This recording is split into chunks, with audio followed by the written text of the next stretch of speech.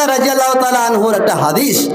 একদা এক সময় নবী করিম সাল্লাল্লাহু আলাইহি ওয়াসাল্লাম বলছেন, ওরে আমার সাহাবীরা শোনো, আর আয়াতুম লাউ আন্না নাহরান বিবাবে আহাদিকুম ইয়াগতাসিলু কুল্লা ইয়াউমিন খামসা মাররাতিন।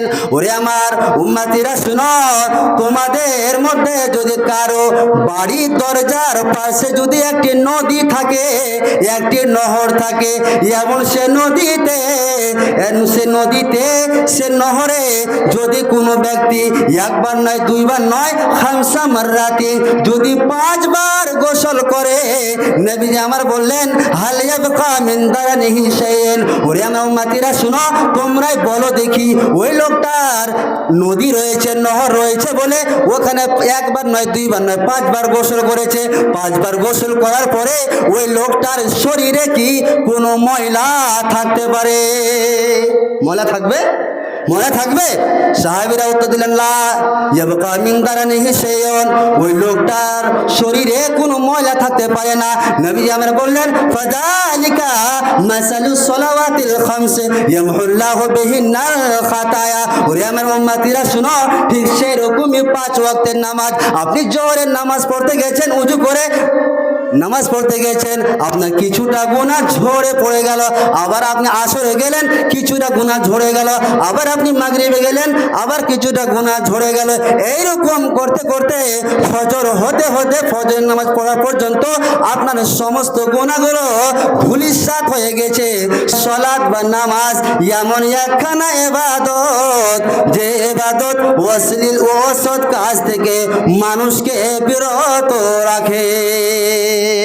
তাহলে সালাত এমন ইবাদত রয়েছে, সালাত এমন একটা ইবাদতের নাম যে নামাজ পড়লে বা সালাত আদায় করলে আপনি অশ্লীল ও অসৎ কাজ থেকে আপনি বেঁচে থাকবেন। চলে আসি, আমরা পৃথিবীতে যতগুলো ইবাদত করি সেই ইবাদতগুলোর মধ্যে হতে প্রথমে কিয়ামতের মাঠে কিসের হিসাব হবে? কথা বলেন, কিসের হিসাব হবে?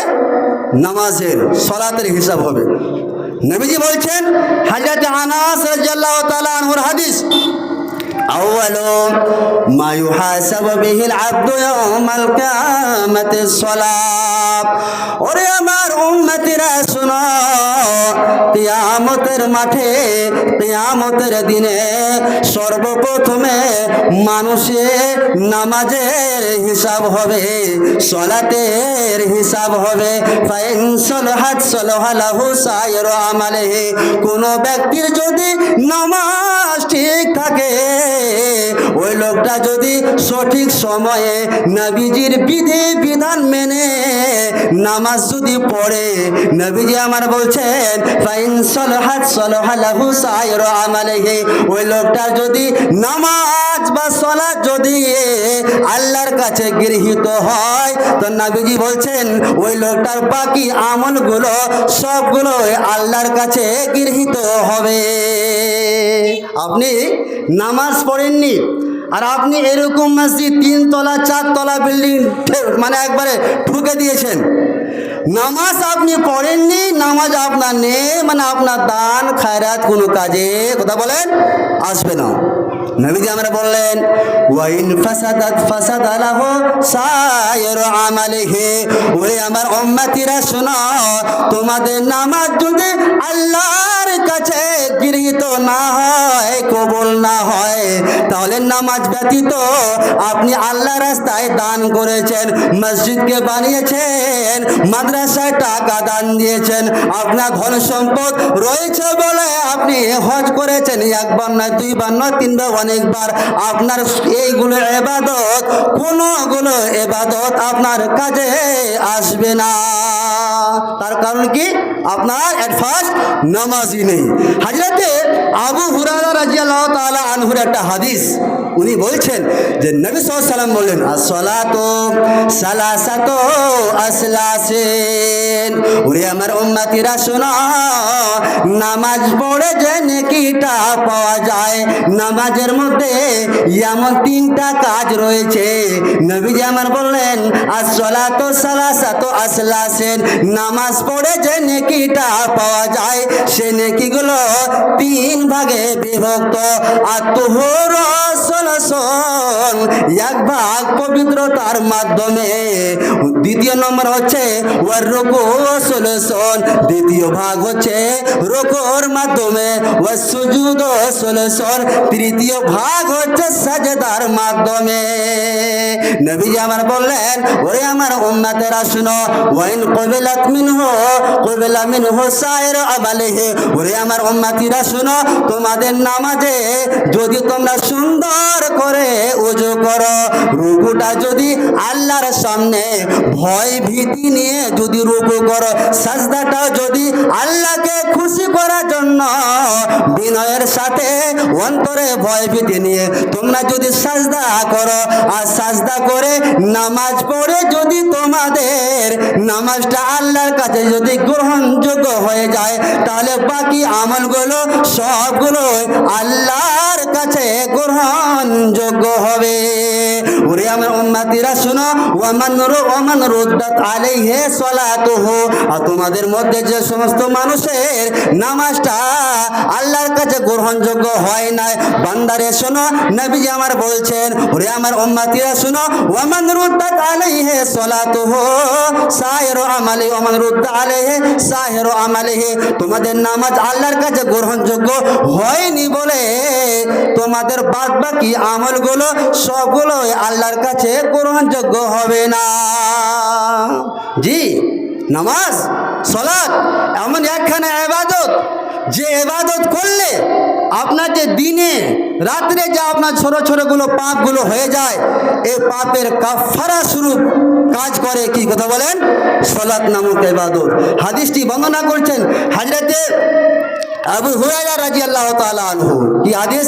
as-salatul khamsu, ওরে আমার উম্মতিরা শুনো, 5 ওয়াক্তের নামাজ, ওয়াল জুমআতু ইলা জুমআতে, আর এক জুমা হতে আরেক জুমা পর্যন্ত, ওয়া রমজানু ইলা রমজান, এক রমজান হতে আরেক রমজান পর্যন্ত, ওই সমস্ত গুনাহের কাফারা মুকাফফিরাতুল লিমা বাইনাহুন্না, ওই সমস্ত গুনাহের কাফারা, যে সমস্ত গুনাহগুলো এই সময়ের মধ্যবর্তী করা হয়, এ যাজ তুনবাতিল কাবায়ের, যদি তোমরা কাবিরা গুনাহ থেকে নিজেকে বাঁচিয়ে রাখো, তাহলে আপনার দ্বারা ছোট ছোট যেগুলো পাপ হবে, আপনি যদি 5 ওয়াক্তের নামাজ পড়েন, তাহলে আল্লাহ রাব্বুল আলামিন ইনশাআল্লাহ এই ছোট ছোট পাপগুলোকে কথা বলেন ক্ষমা করে দিবেন।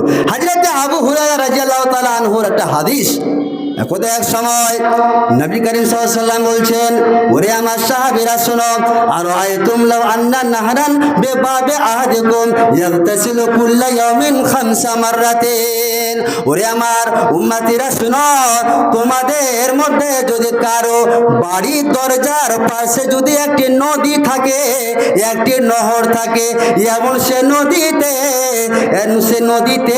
সে নহরে যদি কোনো ব্যক্তি একবার নয়, 2 বার নয়, 5 মাররাতিন যদি 5 বার গোসল করে, নবীজি আমার বললেন, হাল ইয়াবকা মিন দানিহি শাইইন, ওরে আমার উম্মতিরা শুনো, তোমরাই বলো দেখি, ওই লোকটার নদী রয়েছে, নহর রয়েছে বলে ওখানে একবার নয়, 2 বার নয়, 5 বার গোসল করেছে, 5 বার গোসল করার পরে ওই লোকটার শরীরে কি কোনো ময়লা থাকতে পারে? ময়লা থাকবে? মনে থাকবে? সাহাবীরা উত্তর দিলেন, লা ইয়াবকা মিন দারানিহি শাইউন, ওই লোকটার শরীরে কোনো ময়লা থাকতে পারে না। নবীজি আমরা বললেন, ফাযালিকা মাসালুস সালাওয়াতিল খামস ইয়ামহুল্লাহু বিহিন্নাল খাতায়া, ওরে আমার উম্মতিরা শুনো, ঠিক সেই রকমই 5 ওয়াক্তের নামাজ, আপনি জোহরের নামাজ পড়তে গেছেন, ওযু করে নামাজ পড়তে গেছেন, আপনার কিছুটা গুনাহ ঝরে পড়ে গেল, আবার আপনি আসরে গেলেন, কিছুটা গুনাহ ঝরে গেল, আবার আপনি মাগরিবে গেলেন, আবার কিছুটা গুনাহ ঝরে গেল, এইরকম করতে করতে ফজর হতে হতে, ফজরের নামাজ পড়া পর্যন্ত আপনার সমস্ত গুনাহগুলো ধূলিসাৎ হয়ে গেছে, সমস্ত গুনাহগুলো নষ্ট হয়ে গিয়েছে। জি, নামাজ বা সালাত কতটা গুরুত্বপূর্ণ ইবাদত, হযরতে উবাদা ইবনে সামিত রাদিয়াল্লাহু তাআলা আনহু থেকে বর্ণিত, নবী করিম সাল্লাল্লাহু আলাইহি ওয়াসাল্লাম বলছেন, কি কথা? খামসু সালাওয়াতিন ইফতারাজাহুন্না আল্লাহু তাআলা। ওরে আমার উম্মতিরা শুনো, আল্লাহ রাব্বুল আলামিন তোমাদের উপরে 5 ওয়াক্তের নামাজ ফরজ করেছেন। অতএব তোমাদের মধ্যে যে ব্যক্তি মান আহসানা উজুহুন্না, তোমাদের মধ্যে যে ব্যক্তি সুন্দর করে উজু করলো আর উজু করার পরে ওয়া সাল্লাহুন্না, নামাজ আদায় করলো, ওয়া রুকুহুন্না ওয়া খুশুহুন্না, নম্র বিনয়ের সাথে মনে অন্তরে ভয় ভীতি নিয়ে রুকু করলো। নবীজি আমার বলছেন কান আল্লাহ আহাদুন, আল্লাহ রাব্বুল আলামিন ওই সমস্ত মানুষের ওপরে, আল্লাহ রাব্বুল আলামিনের ওপরে ওই সমস্ত মানুষদের জিম্মাদার রয়েছে, দায়িত্ব রয়েছে। কর্তব্যটা কি? আইয়াগফিরা লাহু, আল্লাহ রাব্বুল আলামিন ওই সমস্ত মানুষকে ক্ষমা করে দেন। কি বুঝতে পারলেন? যেই ব্যক্তি সুন্দরভাবে উজু করলো, উজু করার পর নামাজ আদায় করলো, নম্র বিনয়ের সাথে অন্তরে ভয় ভীতি নিয়ে রুকু করলো, নবীজি বলছেন আল্লাহর উপরে জিম্মেদার হয়ে যায়, আল্লাহর ডিউটি হয়ে যায় ওই লোকটাকে ক্ষমা করার। এবং যদি ওমাল্লাম ইয়াফাল, সুন্দরভাবে উজু করলো না, সঠিক সময়ে সঠিক টাইমে নবীজির বিধি বিধান মেনে নামাজ আদায় করলো না, রুকুটা বিনয়ের সাথে করতে হয় সেভাবে করলো না, ওমাল্লাম ইয়াফাল করলো না, ইনশাআ গফারা লাহু ওয়া ইনশাআ আযাবাহু, ওই সমস্ত মানুষের ওপরে আল্লাহর কোনো দায়িত্ব নেই, আল্লাহর কোনো কর্তব্য নেই তাকে ক্ষমা করা। তবে আল্লাহ যদি ইচ্ছা করেন তাকে ক্ষমা করবেন, আর আল্লাহ যদি ইচ্ছা করেন তাকে শাস্তি দেবেন। জি, বাড়ি কোথায়? আর কিছু দিয়ে যাও, ভয় ভয় বলে। কি বুঝতে পারলেন? নামাজ, সালাত, আপনাকে নামাজ পড়তে হবে। আপনি যদি আপনার গুনাহগুলো যদি আপনি ঝরাতে চান তার নামাজ পড়তে হবে। এবং আপনি যদি সঠিক নিয়মে সঠিক সময়ে যদি আপনি নামাজ আদায় করেন, আল্লাহ রাব্বুল আলামিন আপনার আমার গুনাহগুলোকে ক্ষমা করে দেবেন। হযরতে আবু উমামা রাদিয়াল্লাহু তাআলা আনহুর একটা হাদিস, এই হাদিসে প্রমাণিত হবে নামাজ এমন একটি ইবাদত যে ইবাদতটি করলে আল্লাহ রাব্বুল আলামিন জান্নাত দেবেন। আবু উমামা বলছেন নবী করিম সাল্লাল্লাহু আলাইহি ওয়াসাল্লাম বললেন সাল্লু খামসাকুম, ওরে আমার উম্মতিরা শুনো, তোমরা 5 ওয়াক্তের নামাজ পড়ো, ওয়াসুমু শাহরাকুম, আর তোমরা যদি রমজান মাস পেয়ে যাও তোমরা রমজান মাসে রোজা রাখো, ওয়াতু যাকাত আমওয়ালিকুম, তোমার 10 বিঘা সম্পত্তি রয়েছে, তুমি ধান লাগিয়েছো, তোমার ওখান থেকে তুমি যদি নেশাবের মালিক হয়ে যাও, তুমি ওখান থেকে ফরজ যাকাত আদায় করে দাও। নবীজি আমার বললেন তাদখুলু জান্নাতা রাব্বিকুম, আল্লাহ রাব্বুল আলামিন ওই সমস্ত মানুষদেরকে জান্নাত দেবেন এবং ইচ্ছা অনুযায়ী। তাদখুলু জান্নাতা রাব্বিকুম, তাহলে বোঝা গেল এট ফার্স্ট নামাজ, তারপরে রোজা। আমাদের সমাজে কি আছে, 11 মাস একবারে বেখেয়ালে থাকলাম, রমজান মাস শুরু হলো সুন্দরভাবে পাঞ্জাবি পায়জামা আর টুপি লাগিয়ে 1 মাস চললো, 1 মাস চলার পরে আবার গতি কমিয়ে দিয়ে আবার শেষ করে আবার 11 মাস ঘুমিয়ে থাকলাম। এটা কি শরীয়ত? এটাই কি নিয়ম? কখনো নয়, কখনো নয়। ওয়াবুদ রাব্বাকা হাত্তা ইয়াতিয়াকাল ইয়াকিন, আল্লাহর ইবাদত করতে হবে, মানুষকে মৃত্যু পর্যন্ত ইবাদত করতে হবে। এটা হচ্ছে আল্লাহর ইবাদতের নিয়ম, এটা হচ্ছে বিধি। চলে আসি হযরতে আব্দুল্লাহ ইবনে আমর রাদিয়াল্লাহু তাআলা আনহু বলছেন একদা এক সময় নবী করিম সাল্লাল্লাহু আলাইহি ওয়াসাল্লাম নামাজ সম্পর্কে আলোচনা করছেন, নামাজের গুরুত্ব ফজিলত সম্পর্কে আলোচনা করছি। ভাবছেন না, আমার ভালো করে শুনবেন। হাদিসটা নবী সাল্লাল্লাহু আলাইহি ওয়াসাল্লাম নামাজ সম্পর্কে বলতে গিয়ে বলছেন, ওরে আমার উম্মতিরা শোনো, মান হাফাজা আলাইহা, তোমাদের মধ্যে যে সমস্ত মানুষেরা সঠিক সময়ে সঠিক নিয়মে নবীজির বিধি বিধান মেনে নামাজের হেফাজত করলো, যদি নামাজের হেফাজত করে নাই, কানাত লাহু নূরান ওয়া বুরহানান ওয়া নাজাতান ইয়াউমাল কিয়ামাতে, এই সালাত সালাত নামক ইবাদতটাই কিয়ামতের মাঠে তোমাদের জন্য আলো হবে, প্রমাণ হবে এবং মুক্তির উপায় হবে। মুক্তির উপায়, জাহান্নাম থেকে আপনাকে নামাজ বাঁচাবে, আলো হবে। অন্ধকারাচ্ছন্ন অবস্থায় যে সমস্ত মানুষেরা বেনামাজি, নামাজ পড়ে নাই, তারা অন্ধকারে থাকবে, সেই সময়ে নামাজি ব্যক্তির এই নামাজটাই ওর জন্য আলো হয়ে দাঁড়াবে।